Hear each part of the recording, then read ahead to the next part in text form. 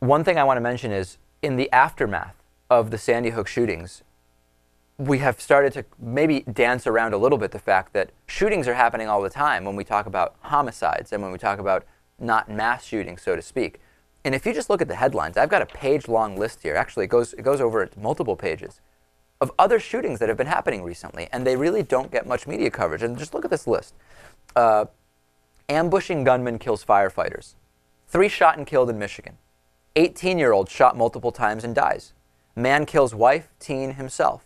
Man shoots and kills his own son. Cops shoot teen dead. Man gunned down in parking lot. 2 murdered in Philadelphia. 2 Kansas cops shot dead. 4 die in apparent murder-suicide. Georgia cop dies from gunshot. Argument leads teen to shoot friend. Teen dies after being tied up and shot. Man shot dead in the street.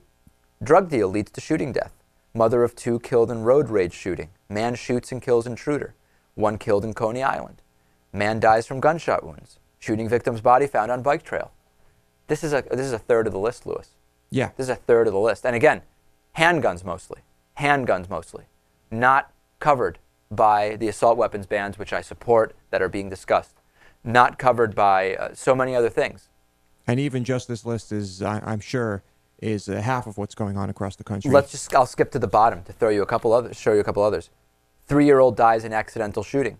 Driving altercation leads to shooting. 1 dies. Slain shooting victim found in street. 60-year-old man shot dead. 1 killed in Baltimore shooting. It just doesn't stop, right, Natan? That's exactly right. The fact of the matter is, people don't want to hear this.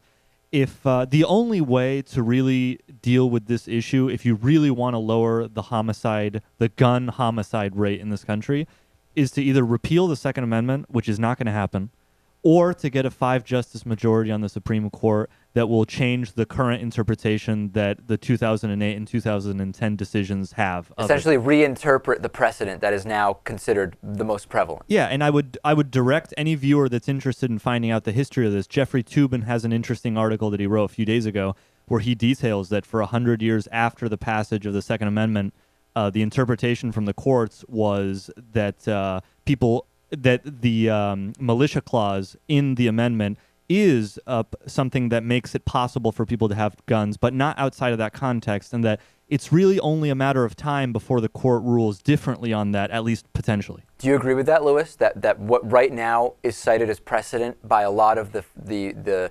pro-guns in all situations groups has the possibility of changing simply by new precedent being set by a shift in the Supreme Court, the likes of which we may see for the first time in 40 years, depending on what happens during President Obama's second term?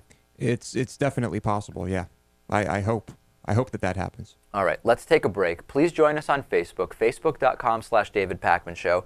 Get yourself a David Pakman Show hoodie or t-shirt. They're made from 100% recycled materials. Look at that one Lewis is wearing. That's a sharp-looking hoodie, Lewis, I must say. Who would have guessed it's made from recycled cotton scraps and plastic bottles? Nobody. DavidPakman.com/gear, or if you want to package it with a membership, DavidPakman.com/holidays, just happening for a few more days. We'll take a break. Plenty more after this, including Newt Gingrich turning over a new leaf on gay marriage or not. Stay tuned.